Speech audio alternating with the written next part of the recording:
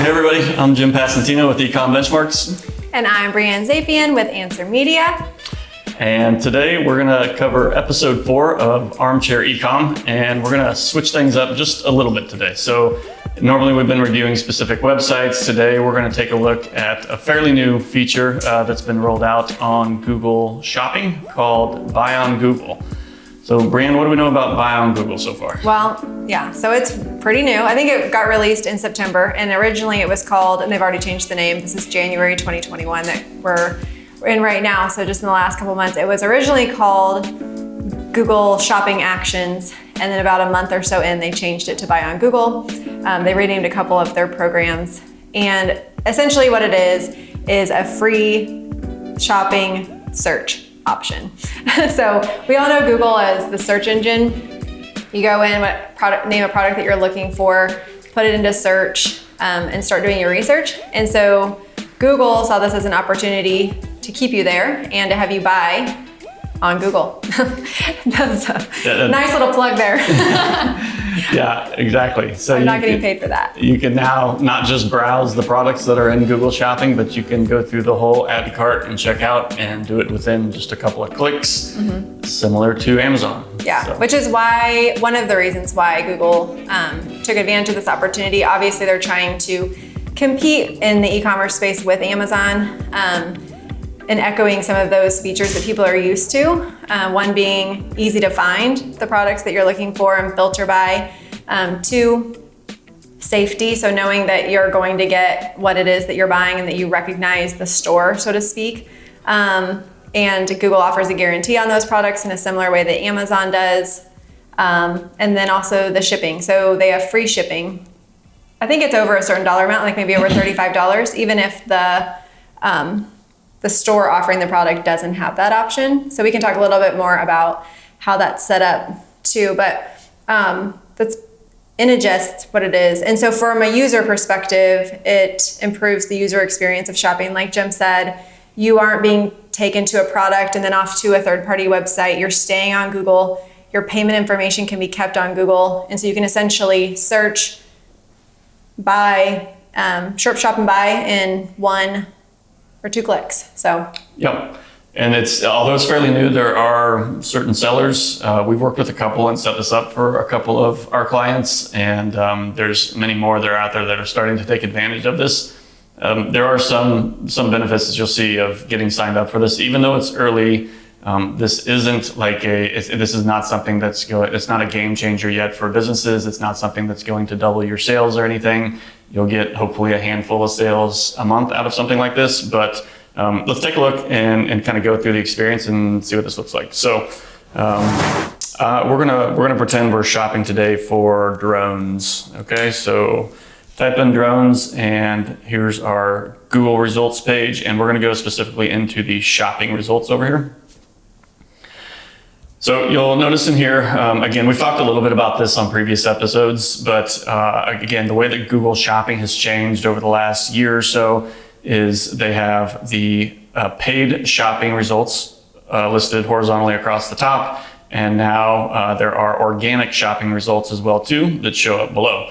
And then this is even changing since I feel like this is one of the first times where I've seen this grid layout of the shopping results. And sometimes when I do a search, I get they're kind of stacked one at a time. Yeah, a list, exactly. List results, and now we're getting grid results. I don't know if they're testing this or if it depends on maybe the number of results, but there's something going on here. Yeah, it definitely looks like an A/B test. If you scroll back up to the top, you'll see that you can sort that yourself, but I think that it looks like they are maybe testing that.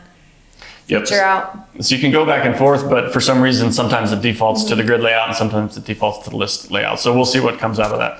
But okay, so a couple things on Buy on Google. One, you'll notice that over here, you have this option to click and filter only for results that you can buy on Google.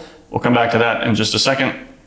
But so how do I know, Brianne, in here, like when I have the option to buy on Google, or can I just go and buy anything on Google? Yeah, so kind of the difference is we're all used to doing the search. So this is kind of your search results. And in this case, it's for products. And all of those, if I clicked on any of these, they're going to bring me to that website where this is hosted. But if I find that little icon that is the buy on Google icon, I know that I can buy right then and there, which is why that filter option is awesome. We'll just look for one. It's gotta be coming. There it is. All right, There's look at this one. guy. Right, so maybe click on that one and kind of look at the experience if you click on this product and you want to buy me a $5,000 drone. Sure. So before I buy that for you, so you notice that this is what tells you that that this particular product you can buy on Google. So it has the little shopping cart icon in there. And the Google guarantee below. Right. Two things that kind of, when you're looking for a way to get an edge on other products, other sellers that are out there, this is another way to do it. Just like on search results or text search results, when you're running a search ad, you want to take advantage of things like extensions, right? You want to have as much real estate in that search result as you can get. So that's where you have things like ratings and reviews you can add to your search result. You can have call out site links that you can have to make your search results show up a little bit better. You can have other extensions, like if you're a local business, there'll be some other extensions you can add there. Phone number. Phone number. It gives you a way to kind of differentiate your result from all the others. This is a way to do that. So even though it's fairly new, it is a way that kind of gets a little bit more attention here. What is the shopping cart? And this is a Google guarantee that maybe gives me a little bit more trust in the particular product. So I'm going to click on it and see what happens next. Okay, so what do we have here? Yeah, so as you can see, it's almost like a mini website that Google has created. And as sellers, and one of the things that, like Jim had said, we have set some of our clients up on this already a few months ago. And the setup is actually, well, we'll come back to the setup, but what it essentially does is it takes your products that are on your site and makes another site for you on Google where your same product information description will be there. You will have options if you want to keep the same pricing or if you want to try out some different test different pricing here too, so it doesn't always have to be exactly the same, but it's generated for you. And then from a user perspective, you see everything that you need to make your decision. The checkout process is really simple. So you can either keep a cart on file with that quick checkout, or you can add to cart. Go ahead and add to cart. I'll give you my address here in a second. Okay, so then you would just check out here. So you never leave, you never go to that product's website. You can if you want to, but you don't have to. So it just helps you to streamline your shopping experience. And then obviously, because this surpasses that $35, you're gonna have free shipping. It's gonna be guaranteed for you from Google. And so it's a safe checkout process. And as the seller, right now it's free. So a lot of marketplaces that we see in e-commerce are taking a commission. If you're selling, like for example, Walmart, Amazon, things like that, you're going to be paying. Right now, Google Shopping is free, so it's another reason to take advantage of that now. So. Cool. Okay, so once I add it to cart, just like if we were on any shopping site, it asks, do I want to go to the cart now, or do I want to, it doesn't say continue shopping, but if I wanted to close this out, I could continue shopping. So that's another, I don't know. I think that each individual order is separate. So your cart is going to be per product. Actually, you have 2 items in your cart. What's up there? Probably from earlier testing. So you can put multiple items in a cart and check out? Cool. Yeah, so I could close that out, go shop some more, add something else, go up there and view what's in my cart, just like you would on a normal website. Okay. The quick checkout here, I'm glad that we picked it. I'm glad we picked a $5,000 product to test out with. See what happens. So that one wrong click, right? I'm pretty sure that if I click on quick checkout, here's what we're going to do. Actually, let's get the $5,000 product out of my cart, please. Oh, I like your glasses. And then, what did I go? Free killer glasses. Gentleman clothing. Oh, I like it. Oh, I did the wrong thing. I added 2. Now I've got $10,000 in my cart. I just remove. Thank you. My God. Okay. Whoa, I want to come back eventually to move to collection. We'll come back to that. Interesting. Okay, so they add new things every day. If I click on this, now we're back on the detail page where I had the option to either do the add to cart or quick checkout. This time I'm going to click on quick checkout. And in here, there's 2 clicks. So you click on quick checkout and then you click on place your order. I have been through a checkout process I've bought on Google before, so it remembers all my information. So another benefit of using the shopping experience is you can shop across multiple merchants. It will use the Google card that you have saved in here. I don't have to continue to re-enter it. That's a huge user experience benefit, and why I think this is most likely going to continue to grow and become very popular. Yeah, that's a really good point. From a seller, as you're setting up, one of the things that you do have to have and that is required is a PayPal account. There are a couple different ways that the orders can be processed from the seller's perspective, but that is a requirement whether you use the PayPal account or not. You have to have one. It's one of those little, they must have had lunch together and said, well, you want to do this? Yeah. Somebody is getting paid. Cool. Okay, so I removed those items from the cart. So let's talk a little bit about if I want to take advantage of this. I'm a merchant and I want my ads or my products to be sellable within Google. What's the setup like? Yeah, you have a couple different options depending on what your e-commerce platform that you're using. So maybe you're using Shopify or WooCommerce, Zoe, Magenta, whatever it is. You can either generate a feed through there and do an integration into Google Merchant Center. So you definitely need to have a Google Merchant Center account. If you're already running Google Shopping campaigns, the paid version, you pretty much have everything set up that you need at that point. If you don't already have that, you would need to set up a Google Shopping account in AdWords, and you would need to set up a Google Merchant account in Google Merchant Center.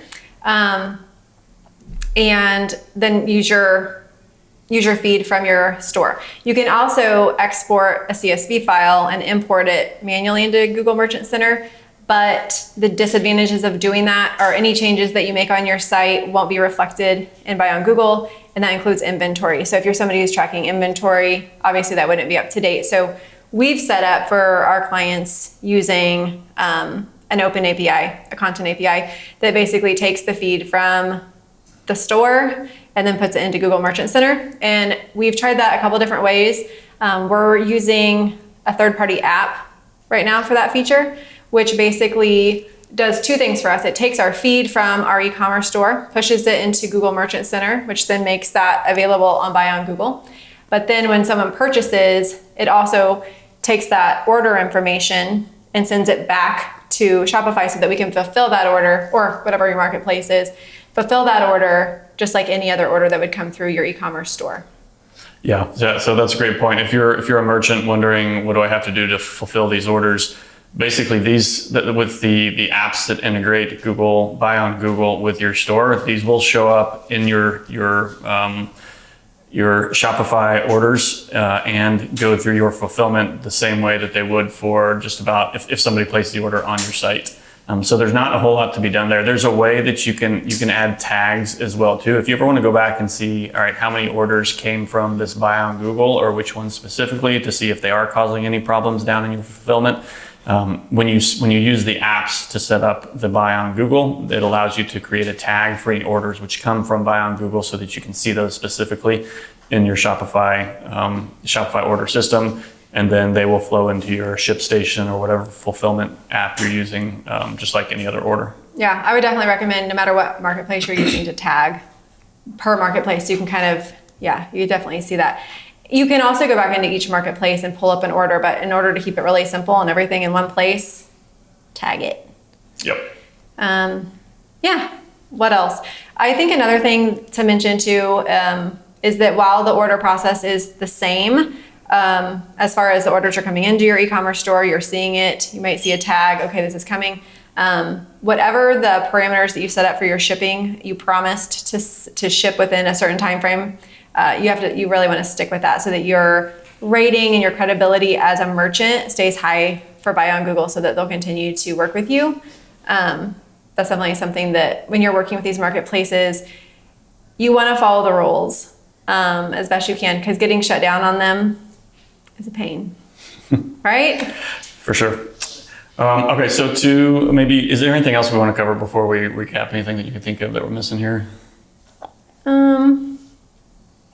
I think too, one of the other things is going to be, while it is relatively seamless of a process. Like once it's set up, it is a little technical to get set up, and not every one of your products is going to magically be approved and appear. And so there may be some things that you're going to have to troubleshoot through. So yeah, I think the setup that I've been through a couple of times, it was a couple hours worth of setup work. 2 apps that you integrate, one on the front end and then one to get the integration with your store on the back end. If you're looking for apps to make this easy, you can search for them in the App Store for Shopify or for WooCommerce or whatever platform you're on. Just search for Buy on Google and you'll see some apps there that make the integration easy. Yeah, for sure. But yeah, I think that one of the things that I've seen, like error-wise, is going to be products that have multiple variants. That's typically what I've seen be the problem. So, but if it's like a single item, it's usually just right on through. The variants sometimes have been a little tricky. So we have one client where we've started Buy on Google probably in October.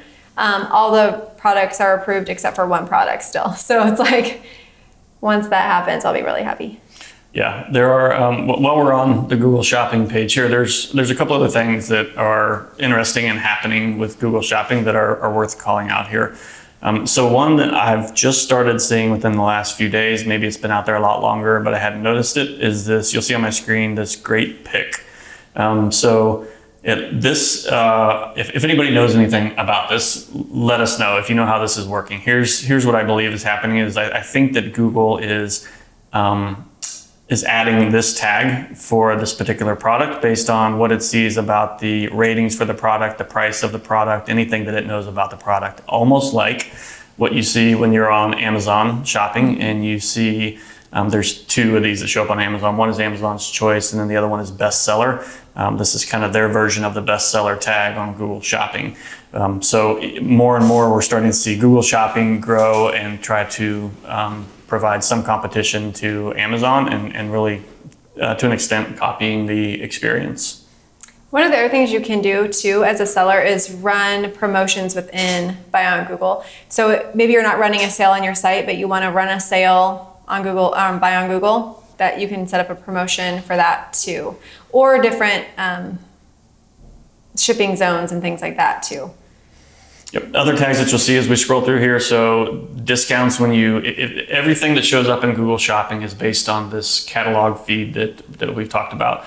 So any information that you want Google to know about your product, it has to be in that feed. It can be presented, the pricing, it can be presented with custom labels. There's a lot of attributes that you can work with within your custom feed to get the data to show up here correctly. But your feed is like your optimization of your Google Shopping search results. So you have to get the feed right. The more information, in my opinion, the more information you can provide about your product, color, weight, SKUs, barcodes, whatever you can do, is the more, the better in this case. And then Google will know based on the information that you're providing, is this the regular price? Is this a 15% off price? Is this something that's available curbside? Online only, right? Yeah. Or can you do like some type of curbside pickup? There's a number of different tags that kind of show up in the results here. And it kind of makes sense because it's, to have your product descriptions filled out, it is a search engine after all. So you want to think about what are people searching for and how are they going to find you?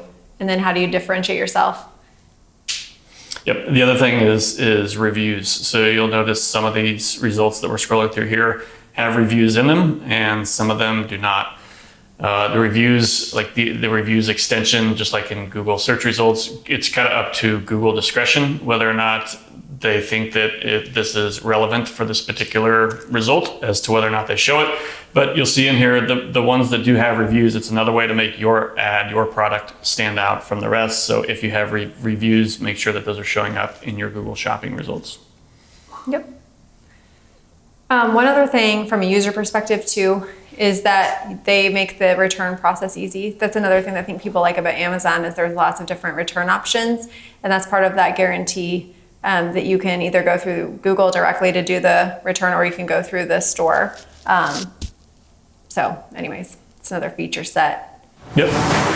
That's cool. So as a recap here, again, this is fairly new on Google Shopping. It was September of 2020-ish, we think, when they came out with this. It is. And again, it's not something that's going to move the sales needle a lot for businesses at this point, we don't think. But it is something where the earlier you get into the game, the more you're going to learn about it, the more that you're going to have an advantage over the competition as this becomes more and more popular as people start to use it. So give it a shot, schedule a couple hours to get this set up and then test it out, place an order, make sure it goes through the system okay. There's really you cannot go wrong with getting this set up. Mm-hmm. Cool. All right. Well, thanks for watching. And I guess that's it for now. Yeah, we're gonna go finish buying that drone. See you guys. Bye.